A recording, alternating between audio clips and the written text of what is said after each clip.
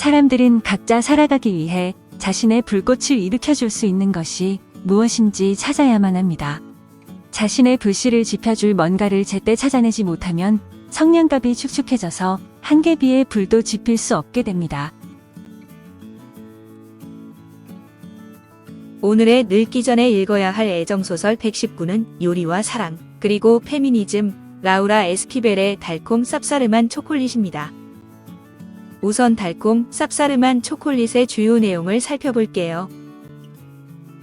15살의 소설 주인공인 티타 가르자는 멕시코 근처의 목장에서 어머니 마마 엘레나, 언니 거트루디스, 로사우라와 함께 살고 있습니다.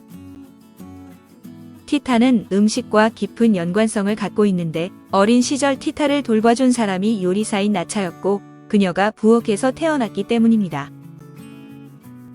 페드로는 그들의 이웃으로 티타에게 첫눈에 반하는데 티타도 같은 감정인 것을 알게 되자 티타의 어머니인 마마 엘레나에게 티타와의 결혼을 허락해 달라고 하죠. 그러나 불행하게도 어머니 엘레나는 막내딸은 결혼하지 않고 어머니가 죽을 때까지 어머니를 돌봐야 한다는 가르자 가문의 전통 때문에 불가능하다고 합니다. 그녀는 대신 페드로가 티타의 못생긴 언니 로사우라와 결혼을 하라고 제안을 하는데 페드로는 그것이 티타와 평생 함께할 수 있는 일이라 생각해 로사우라와 사랑 없는 결혼을 합니다. 그녀의 어머니 마마 엘레나는 참으로 모질고도 잔인하게 로사우라와 페드로의 결혼식 준비를 티타에게 시키는데 티타는 결혼식을 위해 나차와 함께 케이크를 준비합니다. 케이크를 준비하는 동안 티타는 슬픔에 잠겨 케이크 반죽에 대고 우는데 결혼식에서 케이크를 먹은 모든 사람들이 심하게 아프고 사방에 구토를 하게 되죠. 그 사건의 배후에 티타가 있다고 의심한 마마 엘레나는 티타를 처벌하는데 결혼식이 끝난 후 나차는 약 혼자의 사진과 함께 숨진 채 발견됩니다. 그 후 페드로와 로사우라는 아들 로베르토를 낳는데 로사우라가 로베르토를 제대로 돌보지 못하자 티타는 로베르토를 가슴에 안아 아기가 우는 것을 달래게 되죠. 티타는 모유까지 나오기 시작해 아기를 돌볼 수 있게 되는데 이것이 그녀와 페드로 사이를 어느 때보다 더 가깝게 만듭니다. 그들은 비밀리에 만나기 시작해 목장을 몰래 돌아다니는데 티타의 감정은 그녀의 요리에 스며들어 음식을 통해 주변 사람들에게 영향을 끼칩니다. 페드로에 대한 에로틱한 생각으로 맛을 낸 장미꽃잎을 곁들인 메추리 요리를 먹은 후 둘째 언니가 욕정에 불타서 말을 탄 혁명 군인과 가출을 하는 등 기이한 현상을 겪게 됩니다. 그러나 로사우라와 페드로는 티타와 페드로의 관계를 의심하는 마마 엘레나의 권유로 텍사스주 샌 안토니오로 떠나게 되는데 로사우라가 아들 로베르토를 잃게 됩니다. 또한 나중에 딸 에스페란자를 낳는 동안 합병증으로 불임이 드는데 자신이 아끼던 조카의 사망 소식을 접한 티타는 어머니를 원망하죠.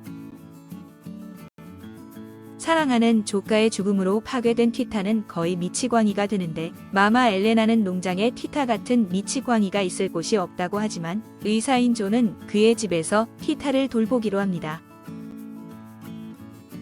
다정한 의사 존은 그녀가 외롭고 힘들 때마다 위로해주고 티타는 존과 결혼까지 생각하며 친밀한 관계를 발전시키지만 문제는 페드로에 대한 근본적인 감정은 흔들리지 않는다는 것이었죠. 어머니가 근처 혁명군에 의해 죽임을 당하자 티타와 존은 결혼하기로 결심하지만 페드로에 대한 사랑을 접지 못하고 페드로와 몰래 사랑도 나누고 결국 존과 결혼을 못하겠다고 말합니다. 티타는 존이 없는 동안 페드로에게 순결을 잃고 그녀가 페드로의 아이를 임신했을지도 모른다고 걱정하는데 어머니의 유령은 그녀와 그녀의 아이가 저주를 받았다고 조롱을 합니다. 휴일을 맞아 목장에 온 둘째 언니 거트루디스는 페드로에게 티타의 임신에 대한 이야기를 전해주고 페드로는 티타의 임신을 오해해 기분이 좋아 술을 잔뜩 마시다 화상을 입게 됩니다. 티타는 그를 지극히 간호해주지만 페드로는 존과의 관계를 명확하게 정리하지 못하는 상황과 불안한 자신의 처지에 티타에게 찌질하고 못난 모습을 보입니다. 티타는 자신이 임신하지 않았다는 것을 확인하게 되지만 마마 엘레나의 유령에게 시달리는데 페드로와 달리 존은 혼란스런 티타의 마음을 이해하고 포용해줍니다. 뜨거운 사랑을 하는 페드로와 포근하고 안정적인 존의 사랑 사이에서 티타는 고민을 하는데 차마 더 이상 처녀가 아니라서 존과 결혼할 수 없다고 말하지 못합니다. 티타가 요리를 하는 동안 로사우라가 부엌에 와서 티타가 그녀의 딸인 에스페란자의 삶에 관여한 것과 막내딸이 죽을 때까지 집에 남아 어머니를 돌보는 전통에 대해 티타와 논쟁을 벌입니다.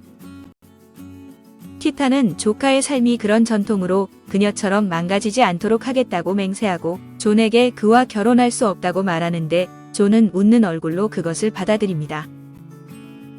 몇 년 후 티타는 에스페란자와 존의 아들 알렉스의 결혼식을 준비하고 있는데 결혼식에서 페드로는 티타에게 티타를 아내로 만들지 않고는 죽고 싶지 않다며 프로포즈를 합니다.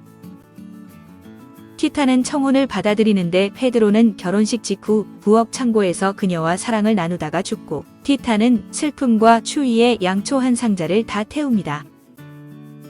양초는 페드로의 기억의 열기에 의해 점화되어 두 사람을 모두 삼켜버리는 화려한 불을 만들어내고 결국 목장 전체를 태우게 됩니다.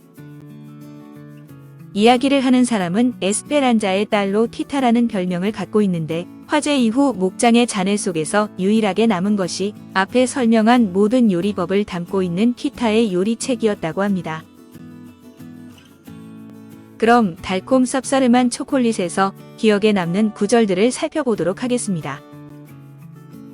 너에게 청혼을 하러 오는 거라면 아예 그만두라고 해라. 그 청년이나 나나 괜한 시간만 낭비하는 거니까. 내가 막내딸이라 내가 죽는 날까지 나를 돌봐야 한다는 건 너도 잘 알잖니? 왜 그랬니 페드로? 로사오라와의 결혼을 받아들여서 일이 더 난처하게 되었다. 내가 티타한테 맹세했던 사랑은 어디로 간 거냐? 그 맹세를 지키지 않을 셈이야? 물론 지킬 겁니다. 하지만 사랑하는 여자와 절대 결혼할 수 없고 그녀 가까이에 있을 수 있는 유일한 방법이 그녀의 언니와 결혼하는 길밖에 없다면 아버지 역시 저와 똑같은 결정을 내리지 않았을까요? 그러면 사랑 없는 결혼을 하겠다는 거냐? 아니에요. 아버지, 나는 티타를 향한 크고 영원한 사랑으로 결혼하는 겁니다. 고개를 돌리자 페드로와 눈길이 마주쳤다. 그 순간 티타는 팔팔 끓는 기름에 도넛 반죽을 집어넣었을 때의 느낌이 이런 거겠구나 하고 생각했다. 얼굴과 배, 심장, 젖가슴, 온몸이 도넛처럼 기포가 몽글몽글 메이듯이 후끈 달아올랐다. 티타는 그 느낌이 너무 생생해서 페드로의 눈길을 더는 견딜 수 없었다. 일부러 페드로에게서 멀리 떨어져 있었지만 아무 소용이 없었다. 펄펄 끓는 뜨거운 피가 혈관을 타고 흐르는 것이 느껴졌다. 양볼이 새빨갛게 달아올랐으며 어디다 시선을 둬야 할지 몸 둘 바를 몰랐다. 사랑은 생각하는 게 아니에요. 느낌으로 오는 거지요. 내가 마치 무슨 희생이라도 당한 것처럼 굴어서 언니의 결혼식을 망치는 걸 그대로 두고 볼 수는 없어. 지금부터 연애 준비는 내가 전적으로 맡아서 해라.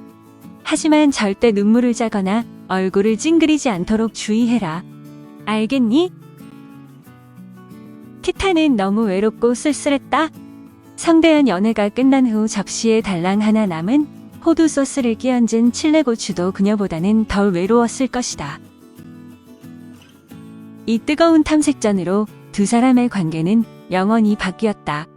옷을 뚫는 듯한 강렬한 시선을 나눈 후로는 모든 게 전과 같지 않았다. 티타는 그제서야 자신의 몸을 통해 비로소 깨닫게 된 것이다.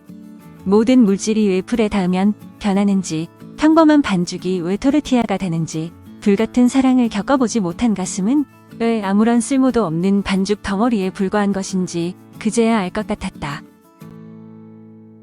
파이소가 양념에 재워지는 동안 거기서 흘러나오는 냄새를 맡는 것은 정말 흐뭇했다. 냄새는 기억 속의 소리와 향을 전하며 과거의 어떤 시간을 떠오르게 하는 특성을 지녔다. 티타는 냄새를 흠뻑 들이마시며 그 각별한 냄새나 향과 함께 자신의 추억 속으로 여행을 떠나는 걸 좋아했다. 티타는 어머니를 돌보겠다고 농장으로 돌아온 자신이 정말이지 한심하고 어리석게 느껴졌다. 마마 엘레나가 어떻게 되든 걱정 않고 그냥 존의 집에 머물렀어야 했다. 하지만 양심상 그럴 수가 없었다.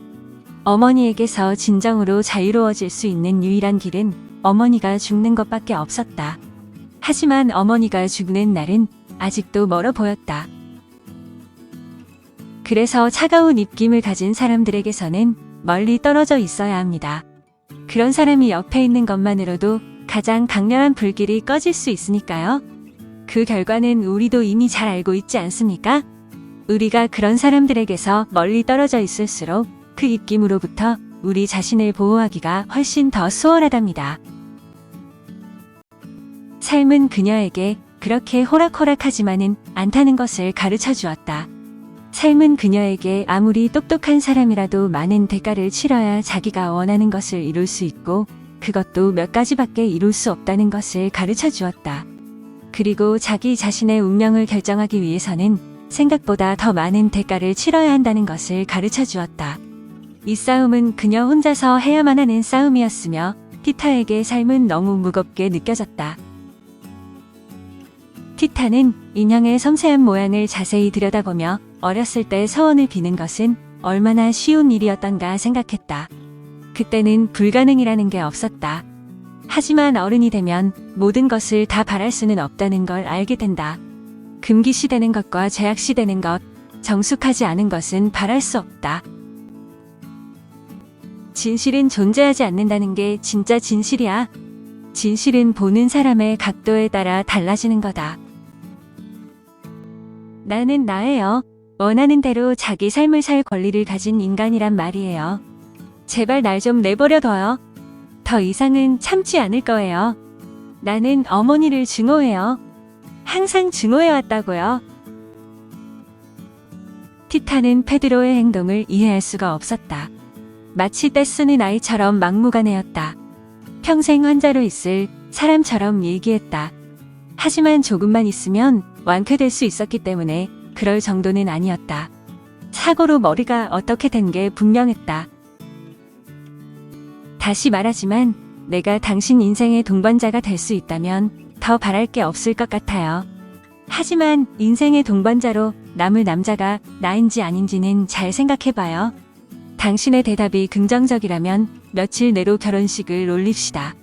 만약 그렇지 않다면 내가 제일 먼저 페드로에게 축하 인사를 건네고 당신을 잘 보살펴 달라고 부탁할 거요. 어머니 옆에서는 가차 없이 미리 정해진 일을 해야만 했다. 질문의 여지도 없었다. 매일매일 해마다 그렇게 똑같은 일의 반복이었다.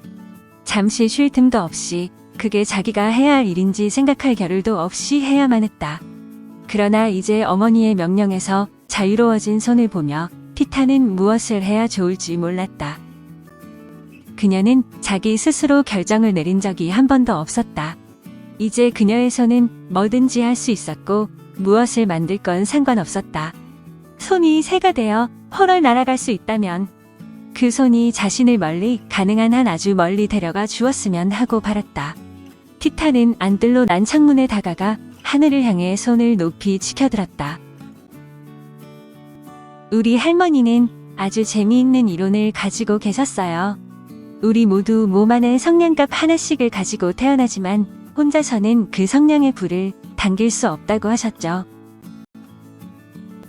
냄새는 기억 속의 소리와 향을 전하며 과거의 어떤 시간을 떠오르게 하는 특성을 지녔다. 티타는 냄새를 흠뻑 들이마시며 그 각별한 냄새나 향과 함께 자신의 추억 속으로 여행을 떠나는 걸 좋아했다. 만일 티타가 결혼을 할 수 없고 그래서 자식도 낳을 수 없다면 티타가 늙은 뒤에는 누가 그녀를 돌본단 말인가? 그 순간 티타는 언젠가 존이 자신에게 했던 말이 떠올랐다. 아주 강렬한 흥분을 느껴서 우리 몸 안에 있던 성냥들이 모두 한꺼번에 타오르면 강렬한 광채가 일면서 평소 우리가 볼 수 있었던 것, 그 이상이 보이게 될 겁니다. 우리가 태어나면서 잊어버렸던 길과 연결된 찬란한 터널이 우리 눈앞에 펼쳐질 거고요. 그곳은 우리가 잃어버린 신성한 근본을 다시 찾으라고 손짓할 겁니다. 영혼은 축 늘어진 육체를 남겨둔 채 왔던 곳으로 다시 돌아가고 싶어 할 테고요. 티타는 흥분을 간신히 억눌렀다. 티타는 죽고 싶지 않았다. 이렇게 감정이 폭발하는 순간을 몇 번이고 더 만끽하고 싶었다. 이건 시작에 불과했다. 사람들은 각자 살아가기 위해 자신의 불꽃을 일으켜줄 수 있는 것이 무엇인지 찾아야만 합니다. 그 불꽃이 일으키는 연소작용이 영혼을 살찌우지요. 다시 말해 불꽃은 영혼의 양식인 것입니다. 자신의 불씨를 지펴줄 뭔가를 제때 찾아내지 못하면 성냥갑이 축축해져서 한계비에 불도 지필 수 없게 됩니다. 레이첼입니다. 그럼 제가 소설에 대한 뒷이야기와 작가에 대해 알려드리도록 하겠습니다. 달콤 쌉싸름한 초콜릿. 이 소설은 음식 이름이 들어간 12개의 챕터로 구성되어 있는데 6월의 성냥 반죽은 음식 이름이 아니지만 12월에 아주 큰 역할을 하게 됩니다. 1월 크리스마스 파이, 2월 차벨라 웨딩 케이크, 3월 장미꽃잎을 곁들인 메추리 요리, 4월 아몬드와 참깨를 넣은 칠면 조물래, 5월 북부식 초리소, 6월 성냥 반죽, 7월 속꼬리 수프, 8월 참판동고, 9월 초콜릿과 주현절빵, 10월 크림 튀김, 11월 칠레고추를 곁들인 테스코코식 굵은 강낭콩 요리, 12월 호두소스를 끼얹은 칠레고추 요리. 이 책은 1월에 시작해서 12월에 끝나는 한 해의 달의 이름을 딴 12개의 섹션으로 나뉘는데 각 섹션은 멕시코 요리법으로 시작하며 각각의 요리를 주인공의 삶에서 일어난 사건과 연결시켜줍니다. 라우라 에스티벨의 달콤 쌉싸름한 초콜릿은 성과 음식이라는 오묘한 관계를 통해 22년에 걸친 티타와 페드로의 사랑을 그린 이야기입니다. 멕시코 요리의 향긋한 냄새와 맛을 통해 독자들에게 에로틱한 상상을 불러일으키는데 작가는 이 사랑 이야기를 한 권의 요리책처럼 독특하게 구성했습니다. 1년 12달을 나타내는 12개의 장마다 각각 장미 꽃잎을 곁들인 메추리 요리, 차벨라 웨딩 케이크 같은 요리를 정해놓고 요리법과 티타의 사랑 이야기를 절묘하게 엮어냅니다. 음식은 단순한 먹을거리가 아닌 여주인공의 자기 표현 수단이자 감정을 전달하는 매개체가 되는데 장미 꽃잎을 곁들인 메추리 요리나 호두 소스를 끼얹은 칠레고추 요리를 통해 강렬한 사랑을 표현합니다. 요리를 중심으로 한 이러한 서술 방식은 작품 전체의 분위기를 경쾌하게 만드는 데 일조하는데 요리가 독자의 오감을 모두 자극하는 감각적인 성질을 갖고 있기 때문입니다. 색색으로 빛나는 멕시코 요리의 화려한 색깔과 춤추는 듯한 맷돌갈기는 눈을, 음식 냄새는 코를, 그릇소리나 음식 익어가는 소리는 귀를, 매콤하거나 새콤한 맛은 혀를 자극합니다. 기존 문학에서 요리는 단순히 여성들에게 부과된 의무에 불과해 부엌은 가사 노동을 위한 공간이라는 의미로 한정되지만 이 책에서 요리는 여성의 목소리를 대변하는 새로운 의미로 태어납니다. 티타는 페드로를 사랑하지만 두 사람은 형부와 처제라는 넘을 수 없는 벽을 사이에 두고 있어 티타는 말로 표현할 수 없는 페드로에 대한 사랑, 성적인 욕망, 슬픔 등을 요리에 담습니다. 그리고 그 감정은 티타의 요리를 먹은 사람들에게 고스란히 전달되는데 티타에게 있어 요리는 그녀를 속박하는 가족 전통이나 강압적인 어머니로부터 그녀를 자유롭게 해주는 수단이었습니다. 작품의 원제목인 호모 아구아 파라 초콜릿은 마시는 초콜릿이 부글부글 끓어오르는 상태를 가리키는 말로 티타의 심리 상태를 대변합니다. 요리에 대한 이러한 새로운 접근 방식은 페미니스트들의 환영을 받았고 요리 문학이라는 명칭의 문학 장르로 당당히 자리매김하게 되었습니다.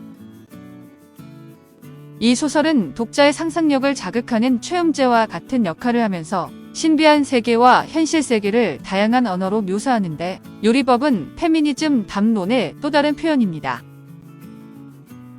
그와 아울러 라틴 아메리카 문학에서 금기시되어 오던 성적 담론, 특히 여성의 시각에서 바라본 성적 표현을 도입하고 있다는 점에도 의의를 부여할 수 있습니다.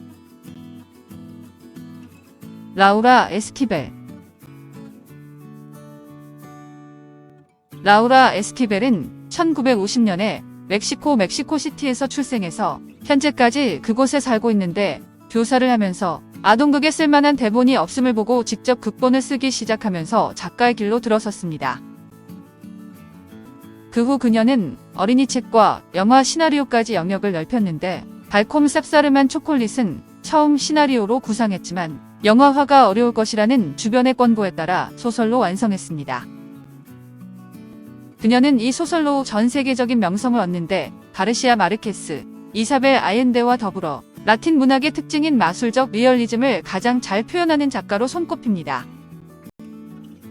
특히 그녀는 전통적인 라틴 문학뿐 아니라 기존의 문학에서는 볼 수 없었던 새로운 형식을 끊임없이 시도하고 있다는 점에서 높이 평가받고 있습니다. 달콤 쌉싸름한 초콜릿은 1990년에 발표되어 33개국 언어로 번역 출판되었는데 미국에서만 200만 부 이상이 팔렸고 1년 내내 베스트셀러 자리를 차지했었습니다. 또 자신이 각색하고 구름 속의 산책을 감독한 남편 알폰소 아라우가 감독한 동명 영화로 멕시코 아카데미상을 휩쓸었고 미국에서도 전미비 평가협회 우수 외국어 영화상을 수상했습니다. 대표적인 작품으로는 이외에 사랑의 법칙, 분출된 욕망 등의 소설과 어린이 책인 불가사리, 짧은 에세이를 모은 사랑에 대해서 요리에 관한 글들을 모은 은밀한 식탁 등이 있습니다.